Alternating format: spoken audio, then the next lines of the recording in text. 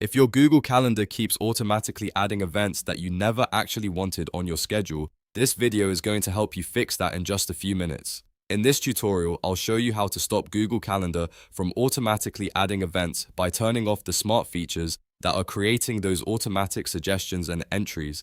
This is a really useful fix if your calendar feels cluttered, inaccurate, or just too connected to your email and other Google activity. Before we get into it, make sure to hit like and subscribe for more quick tech tutorials just like this. Alright, let's jump in. First, open Google Calendar in your browser. Once it loads, look for the settings gear icon in the top right corner. Click the gear icon and then click settings from the menu. This will open the full Google Calendar settings page where you can control how calendar behaves and what it can automatically suggest or add. On the left side, under the general section, scroll until you find Google Workspace Smart Features. This is the area where Google keeps the options related to smart suggestions, automatic event creation, and other features that use your activity to fill in calendar details for you. Click Manage Workspace Smart Features. This opens the controls for the smart features that may be causing Google Calendar to automatically add events or suggestions to your schedule.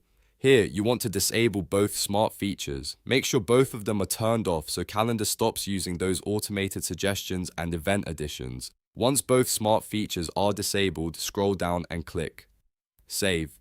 This is important because your changes won't take effect until you save them. After you do that, Google Calendar should stop automatically adding events based on those smart feature settings. If you still notice any unwanted events after this, it's a good idea to double check that the change is saved properly and refresh your calendar page. In some cases, Google may take a moment to apply the update across your account, so give it a little time if needed, and that's it. You've now learned how to stop Google Calendar from automatically adding events. If this video helped you out, please give it a like, subscribe for more easy tutorials, and let me know in the comments if you want help with any other Google Calendar settings.